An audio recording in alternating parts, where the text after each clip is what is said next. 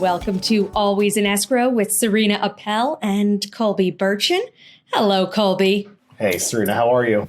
I am uplifted because today we're speaking with Andrea Virgin, the president of the Boca Raton Center for Arts and Innovation, the group behind the building of a performing arts center in the heart of Boca at Meisner Park. Andrea, welcome to the show. Hi, everybody. It's so great to be here. Thank you for having me on your show.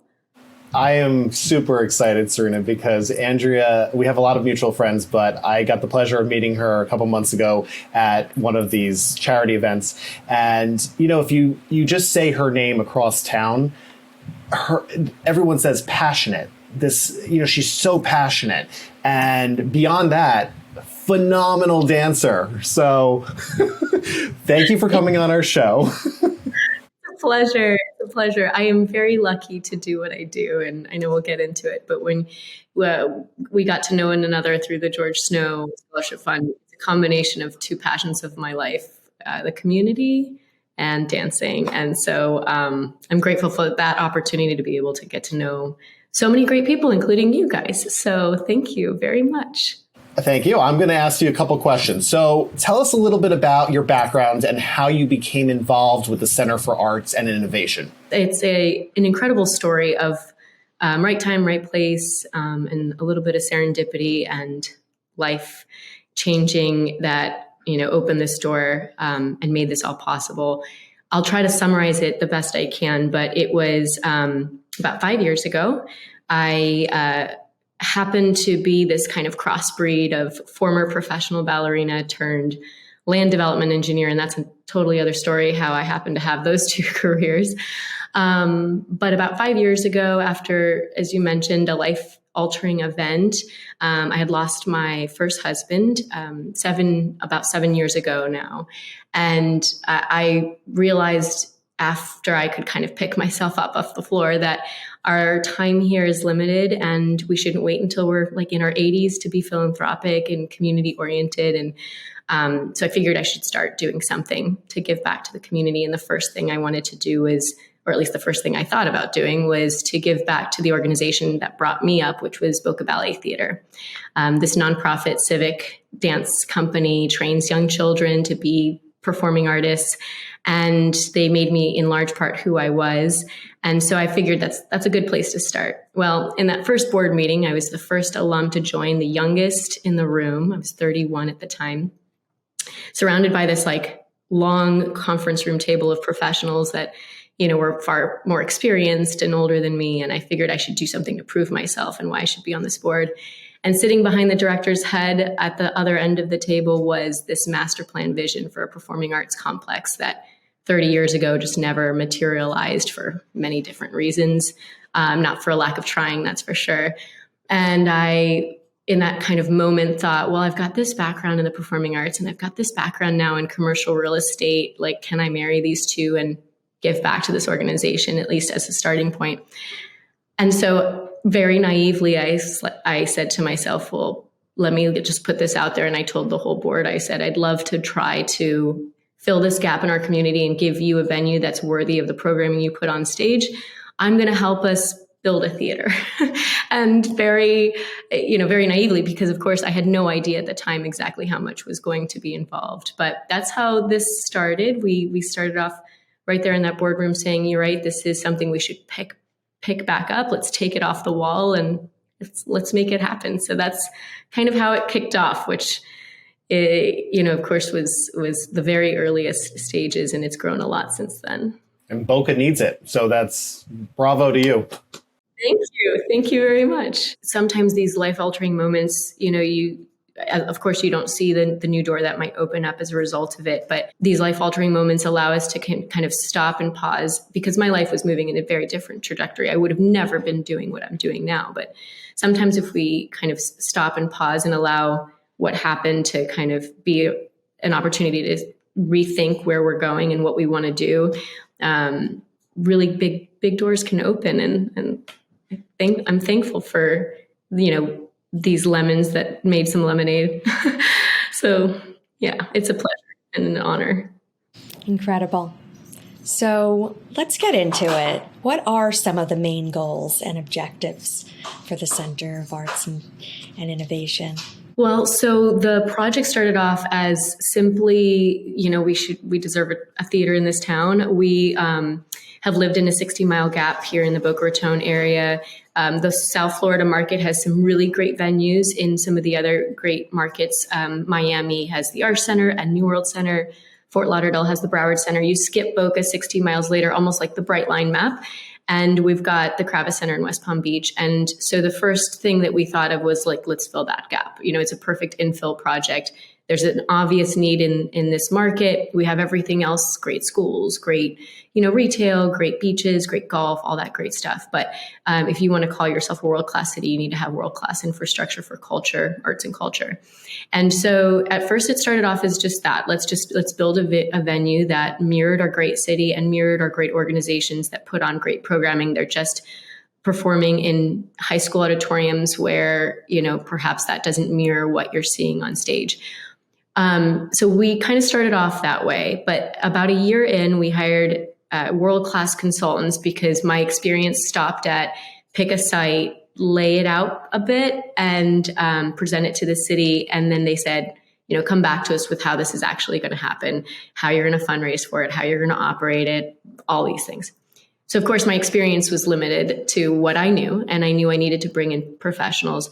And when I did, and this consultant we brought in, the DeVos Institute of Arts Management, they do this all over the world, 80 different countries, thousands of organizations. And the first thing they told us is, you shouldn't build just another theater. If you build just another theater, you're going to be outdated before you open your doors. And after 10 years of planning, fundraising, building, and opening your doors, that's the last thing you want to do. So the project pivoted from being strictly let's build a venue that's beautiful to being a venue that can focus on the future, preserve the past, but focus on the future. And so the innovation side got added to our name. So it's not just the Center for Arts, which is what you see all over the country, all over the world. Adding the words "and innovation" says, well, we are a place that we can preserve the past in order to allow the past to be presented. In order to be sustainable, to make that work happen, you have to anticipate the future. And we know in today's day and age, if you are not anticipating the future, you're going to be left in the dust. And thank God for that advice, because the project has pivoted in that direction, which of course I can go into more detail on what that means. That's spectacular. It's wonderful. And so it's amazing to have that kind of foresight and be prompted to think that way. Wow. That advice was so great and so exciting, because we're at the forefront of creating something that really doesn't exist in large part across the country. This will be, out of all the performing arts centers across the country, less than 1% are as versatile, as tech forward, as future focused as this center will be.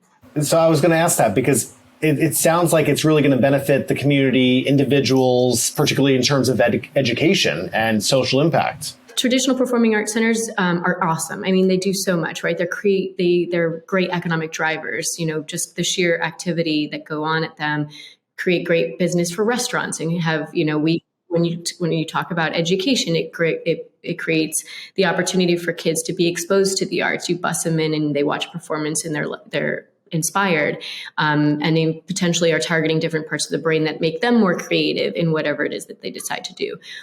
But venues that are 9 figures to build and require a tremendous amount of time should be able to do more. And creativity has a bigger role in society than simply creating inspiration. These cultural pieces of infrastructure, if built flexibly, if built future consciously, can allow creativity's role in society, which is really important. And I'll get into that in a moment.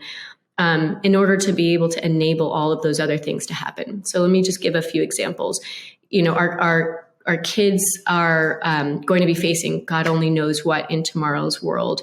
And so while we talk a lot about STEM, the mechanics of science, technology, engineering, and math, those are, and I studied those, right? I was an engineer and am an engineer.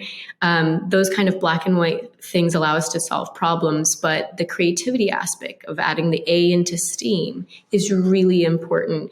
And so we want to be a campus that not only buses kids in to watch performances, but how can we leverage our infrastructure to enable programs that allow kids to take the inspiration of whatever it is they saw or experienced and create programs where they can come onto campus and utilize that inspiration to create, and then even utilize that one step further and allow them to commercialize or pitch ideas that come as an inspiration from a result of something on the campus. So kind of that full scale model. Creativity has a role in society. I mean, especially in a post-pandemic world, mental health, the actual feeling of connection, that ability to have, the human connection with your community members. By not having that in this area, not only, of course, you don't get to see performances and be entertained, but to be able to have a nexus, a place where people gather, a place where people connect, a place where people experience something together. God, we need it more than ever in a world that we've been isolated, at least up until recently, for the large part around the country, have been in an isolated state. So communities need this place for that kind of gathering, creativity, to feel inspired. If we just go to work every day, and if we just go to school every day, and we're just, kind of in that, analytical side of ourselves, what are we doing all that for if we don't feel left inspired and connected to one another? I love enrichment for the kids and for all ages, all generations. And I really see, I know, so my background, I had a passion for musical theater. And then now being a mom, I love to bring my kids into that world. And now I get to see them perform. My son just performed in Sister Act, and he actually has incredible rhythm, and his movements. I mean, he's been doing musical theater performances and he has had some dance training, but he brings it to the stage, and he's in 7th grade. He's young. And for our children to be exposed to that, it's just so enriching. And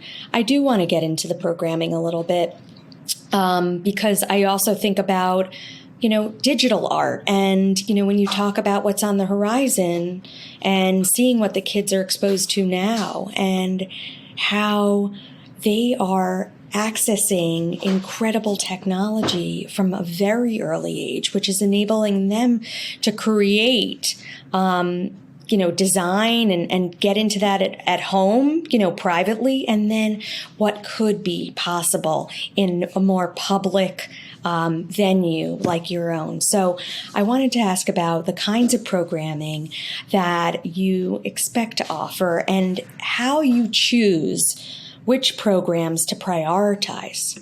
Yeah, great questions.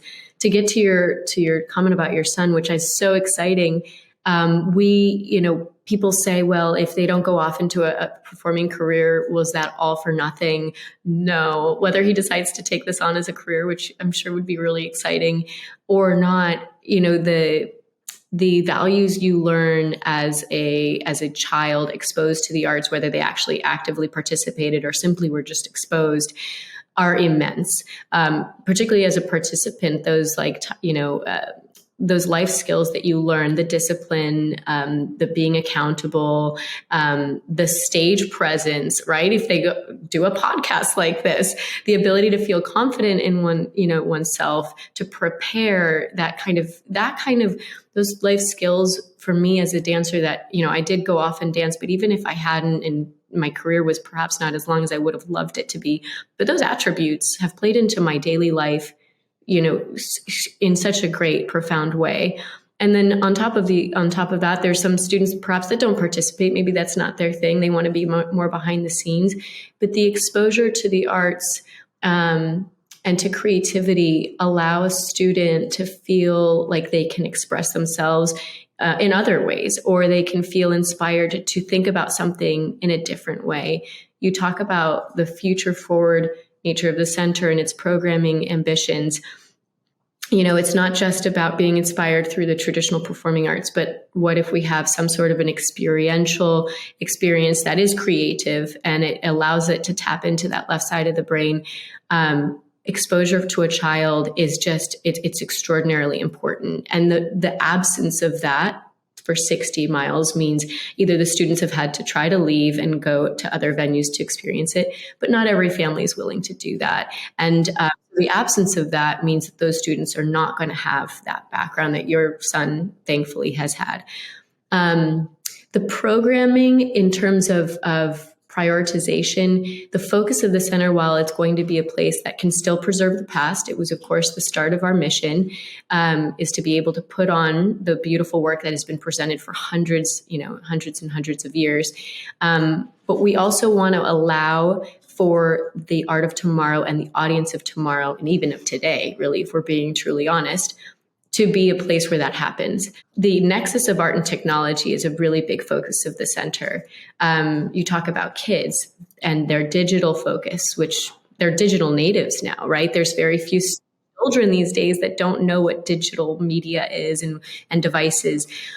And if you're combating with the attention of a child that's constantly like this, and I'm building a venue, I can't build a venue that's not going to cater and take somebody like a child's eyes off their device and want to go. Today, even adults, I mean, you talk about adults, pandemic, I mean, it got real easy to stay in your loungewear and sit at home and watch and stream Netflix and Hulu. So to get people off their couch, to get dressed, to go downtown, to go experience something for 2 hours and reverse it all the way back, you have to create programming that is exciting, innovative, experiential, and that blurs the lines between artist and audience. That's what they want. So there's two sides of that. There's artists who want to push boundaries, and they do that by integrating tech. We talk about NFTs. We talk about digital immersive media experiences, the Van Goghs of the world, the Van Gogh experiences of the world.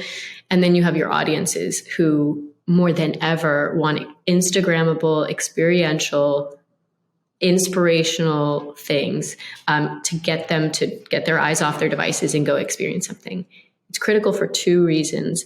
One, economically. Imagine if our downtowns didn't have the ability to lure the thousands of people into those restaurants, into those shops, into those eateries, into those downtowns that create the vibrancy we love, to go and experience something and then reverse it all the way back. So economically for our downtowns, it's critical to make sure we're catering to the audience expectations and wants of tomorrow, but also for that creativity to be something that people want to experience. You would be naive to say, I'm only going to cater to the past. Those audiences, while they love, there's some people still in our society that love the Swan Lakes and the symphonies, and that needs to remain in a community. We have to be able to cater to the audience expectations of tomorrow. And so our programming is targeted in that direction, working with companies that are at the cutting edge of art and technology, working with even performing groups that are looking to leverage technology into their programming. New York City Ballet, Miami City Ballet, for example, are two companies that are traditional ballet companies that are integrating tech into everything they do. Broadway is doing this. I mean, it's the way of the world. If you want to compete for audience eyes, and if you want to compete for those revenue dollars, you have to keep up with the times, and that's through the cross-section of art and technology together. So true. So tell our audience, what's the most rewarding aspect of your work with the Center and Innovation? Tell us. The ability to finish a 30-year chapter in the city of Boca Raton's history is, I think, one of the top. Boca Raton 30 years ago was going to grow up past the Boca Mall, which is what was in downtown, which actually didn't exist at the time, and created what we know as the downtown we know of today, the creation of Meisner Park and some of these other really great features in our downtown. And Meisner Park was built on a bond referendum that said to residents, if you approve this referendum, which is through taxpayer dollars, we will build you Meisner Park, and we will promise you that 40% of the land will be dedicated to culture. Well, certain aspects of that have been built. The Museum of Art, the amphitheater has been built, and the black box that's on the southern end. But the full vision of what that 40% of land was supposed to be did not come to fruition until now. So it's really fulfilling as a Boca Ratonian that was born and raised, well, not quite born. They didn't have a maternity ward then, but raised in Boca Raton, to be able to say in my hometown that me and the many others who have joined this project since its inception, most of them Boca Ratonians, can say that we're coming in and we're finishing what we started 30 years ago and giving their taxpayers what they were promised. So that at a bare minimum is something that's extremely fulfilling to me as somebody who grew up here. To be able to say that we're leaving Boca Raton better than we found it is extremely fulfilling as well. Our children, leaving them something that they can enjoy for nearly 100 years thanks to the city's lease, and transforming generations, hugely impactful. Exposing those people to something that otherwise would not have had if this kind of storm in this village has not come together. And then kind of a final piece is my late husband had always wanted to transform Boca Raton in some way. He was in commercial real estate, and he never got the opportunity to do that. So just kind of on an personal level, it feels very fulfilling to be able to come back and finish something that he had wanted to do, and to do it on such a broad scale for his hometown. He's a Boca Ratonian as well. To be able to do something on behalf of him where he couldn't do it was of course very meaningful too. So for a lot of reasons. So beautiful. Incredible. Thank you. It's amazing life's work. It's really incredible. I wondered if there are any renderings in the area in which you're going to be breaking ground and constructing that the public can see. We're one of two performing, quote unquote, performing arts centers or cultural venues coming online over the course of the next 5 years in the United States. So we are being looked at from all over the world as an opportunity to these architects. And some of the best names that you've heard of in the architecture world are looking at this. So we do have renderings. They give you an idea of scale. They give you an idea of flexibility, because you can see some of the venues in different shapes and forms of what they can do and what kind of programming they can have. So it gives you a sense of scale, flexibility, a sense of understanding kind of all the components and the different program makeups of what the buildings will have. But to take it with a grain of salt, because that design may very well change over the course of the next 6 to 9 months as we bring on the official design architect of the center. And they may have, whoever gets elected may have their own interpretation of what it looks like, but those components will all be there. What you see in those renderings will be there. They just may look a bit different. We're also very early stages. We're at like 10% of design, 15% of design. So as the design advances, those materialities may change and adapt, and the real look of this will change over time. But it'll give you a sense of the level of sophistication and the level of future forwardness that the venue will be able to provide. It's incredible just thinking what's going to come in the next few months for you and what's to come in the next decade. So it's incredible. I'm so inspired. Thank you. Well, so how could people find you, follow you, get involved if they can? Tell our audience. So the project has a website that's it's right now going to be completely revamped. So there will be a kind of holding page that gives you some very basic information, at least to get started and get somebody's appetite wet. It's the Center for Arts and Innovation.org, all spelled out. And then my email address, if somebody wanted to reach out to me personally, is Virgin, as silly as that might sound. It's my first initial last name at the Center for Arts and Innovation.org. And my cell, which I'm happy to give out. People say I shouldn't, but I know that anyone that wants more information, want to make sure they can reach me, is 561-859-2117. And we also have our social media platforms. It's Step Into the Center for Instagram, as well as on Facebook. And on LinkedIn, you can search it by the official name, the Center for Arts and Innovation. And feel free to give us a follow. We're always sharing updates. And we also have a newsletter you can sign up on the website for and be kept in the know on a quarterly basis, because this project evolves rapidly. Lots of exciting stuff coming up over the course of the next year. So stay tuned. I'm so excited. Well, thank you so much. Thank you for having me on.